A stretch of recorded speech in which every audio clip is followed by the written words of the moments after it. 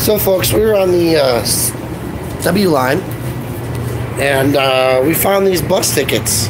Hopefully, people will only take one as they need them. Yeah, take one. Take one? Yeah. The idea is that they'd be good for other people too, right? Yeah. So, what happened was we got on the bus, and there's all these tickets. Or the train, I should say. Anyway, there's more people on now. But there were a whole bunch of these tickets, and the idea that a person could take a bus ticket as they needed one is such an awesome random act that I had to get it on. So we're on the W line train, and it's Saturday in the United States of America, probably other places of the world too. Like trash, recycling, and homelessness, because it's a big issue in our community. And we're actually going, folks, for those of you who are watching, we're going to today at the Colorado State Capitol at noon. It'll be a big protest today, so we'll be live streaming there. We hope you guys will join us, those of you who are online. Exactly, Stephanie. A good person left it for others. I want to do a little bit of a recap, though, from this week, because it's been a really crazy week.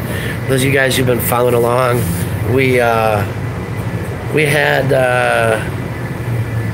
it's a PR stunt because of the increased rates.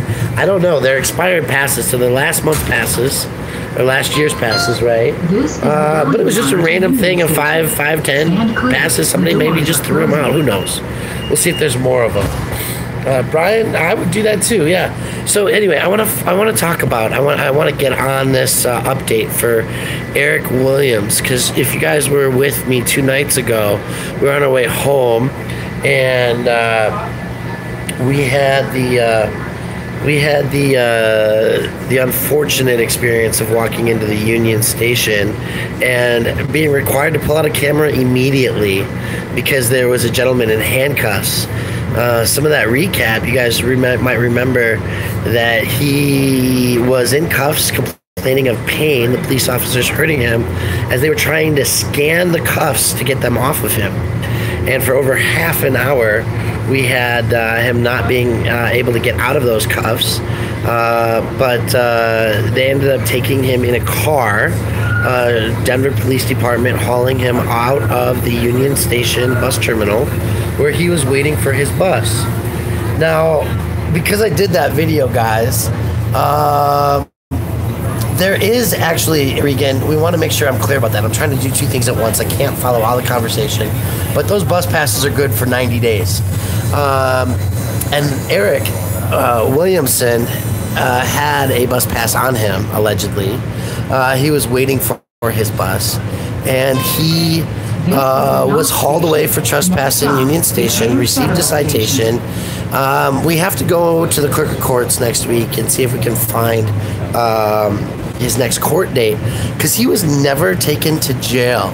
Went to the jail to look for him for the early morning releases, and he wasn't there. We did go to the Lindsay Flanagan courthouse afterwards, because there's a gentleman in the Van Cleist, whatever it is, the detention center, and he was inebriated. He was in a mental state of distress, and he was. I escorted him to his court date, so he was not failure to appear. But this is Judge Richardson, I believe. Richardson.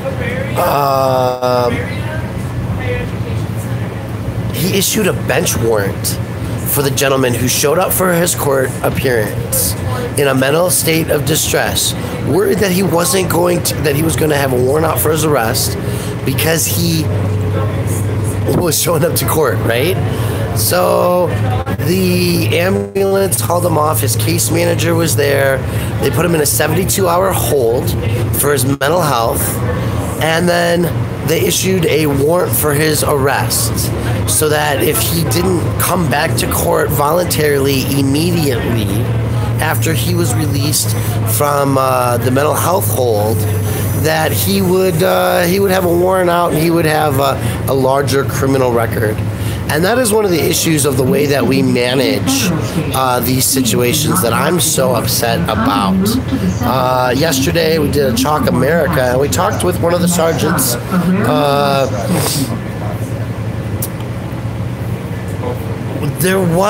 Regan, that's the point.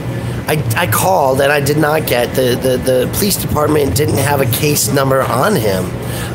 There was no number showing that he had to. I gotta get off here, folks. I'm talking too much. He did not have a case number, and so that's the thing that I'm trying to do an update on, is that Eric did not have a case number. He did not go to jail. He was hauled away in cuffs, and they had to eventually manually take his handcuffs off with a key. And we got that on video. But there's so much that happened this last week, guys. That's what I'm saying. Again, what happened to him? I think that Janet has reached out to him on Facebook. We think we found him, and so we're waiting for that update. But the point is that we are trying to stay up to date, up to speed with people. And when you pull out your video camera and you are recording a police interaction, we've got to have a pattern and a history of court support. And the idea of court support is that anytime somebody is detained, arrested, ticketed, and we've videotaped it and we've watched it, we got to go back to court. We got to find out when those court dates are. We got to try to reach those people because we've got valuable evidence. Now, I see there's some chat saying that James Freeman saved a man's life last night, right? So being able to go to court to show a judge, I've got this documentation of this incident, right?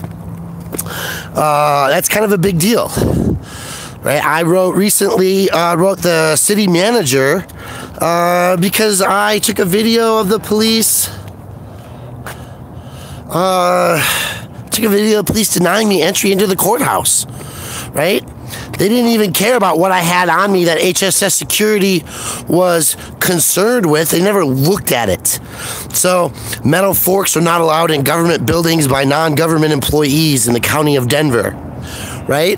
So I have a bamboo fork that I travel with, and I'll pull that out in here, guys, because I think it's important. I'm a sustainable, environmentally conscientious kind of guy, and this is my sustainable silverware package. And there's a fork and a knife and a wooden spoon. And for that, I was denied entry. And I wrote a letter to the city manager with my video and linked it to them. And the sheriff of Denver County, who Eric Brandt is confident is a man who works on things. So I'm still waiting on follow-up for that. But it's been such a big week, guys, because we have this Eric Williamson. I was assaulted by a bus driver. There was an RTD bomb scare allegedly down there where those buses are, because a couple days ago when we drove by on the 16 bus, we were on and off over there, but over this whole section was shut down, and they had no effective communication. Good morning, sir. They had no effective communication on what to do in the event of a bomb scare, and the next bus driver just let us go, right? Get on the bus and wouldn't even call. So it's been a big week, guys, and in a couple of hours we're supposed to have a yellow vest march at the state capitol. So I'm gonna go live for that, and in the meantime I want to get some work done. Yes, Furman. He is appointed by the mayor, but we have to remember that Eric Brandt did a whole list of grievances against the sheriff's department, the detention facility, and instead of maintaining a legal case against them, Eric dropped that in order to work with them because he felt that the sheriff was a guy that was going to work with people. Next stop, Mariposa. So as we head into downtown Denver, guys, I'm just giving you the view of the city, of the route here as I'm headed down. There's a lot that we have to keep up with. We have to keep up with court support when we videotape people. One of the things that I learned, remembered this week, is that when you ask somebody for their name, you should get their birth dates so you can look them up in the court system. You know, there's an issue with that, and in some places, sheriffs are elected. In Colorado, the sheriffs are not elected; they are appointed, and that's kind of a good thing because it allows them to be fired.